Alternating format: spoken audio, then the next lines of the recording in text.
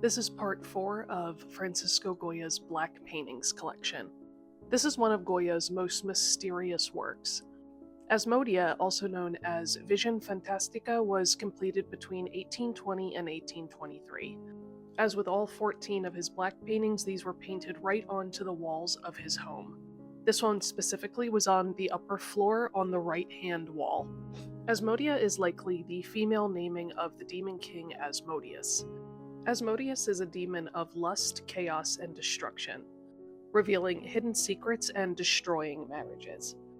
Now in the back here we see a large looming mountain. Critics note that the mountain bears resemblance to Gibraltar, or Rock of Gibraltar. Gibraltar was a refuge for Spanish liberals during the Peninsular War. This work has a strong political charge, reflecting tension between royal power and the interests of Spanish nobility.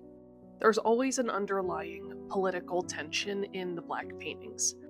Two figures are floating in the midst of a storm-colored sky, over a battlefield landscape. And why are they floating?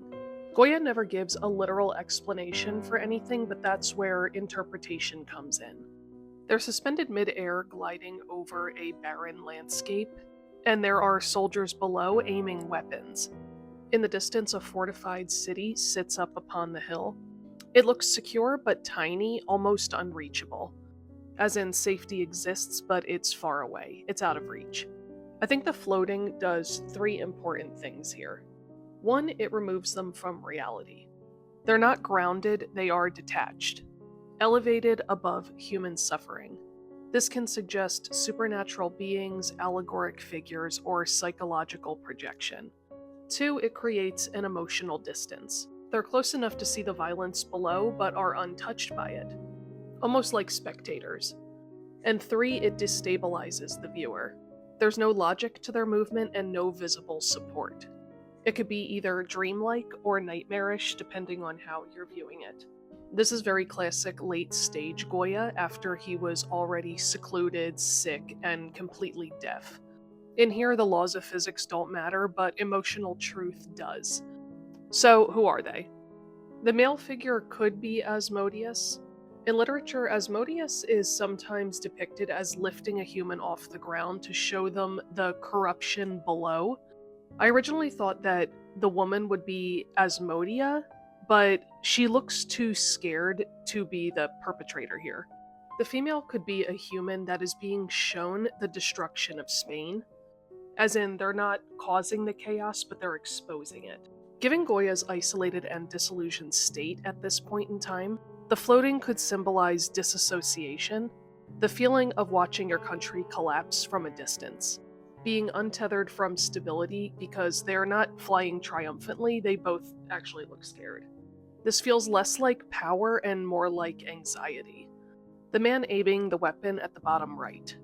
Everyone is drawn to looking at the floating figures, but the violence is actually happening down here. This man is planted and grounded. Unlike the floating pair, he is fully inside of the chaos. His body is angled slightly upwards, but we're not sure what exactly he is pointing at. Is he aiming at the figures or someone in the distance? But what matters more is this. He is reacting to fear. We cannot see his face clearly, and he's not individualized.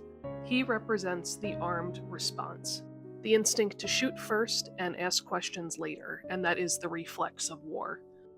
Below them could be scattered soldiers at the bottom left, and the figures leading up the trail might be people that are fleeing violence, towards what they think is safety. They're small, distant, and almost anonymous. Because in war, identity collapses and everyone becomes a silhouette. Now notice the direction of movement. The people on the trail are climbing upward, the floating figures seem to be drifting sideways, and the man with the weapon is fixed on confrontation.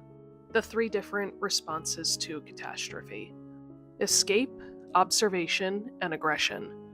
And the man pointing the weapon, is he aiming at a real threat or a projection of war? He's trying to shoot at something intangible. An idea, a rumor, a demon, and that is Goya's genius. War isn't just bodies, it's paranoia. And once paranoia takes over, Everyone starts pointing weapons at shadows.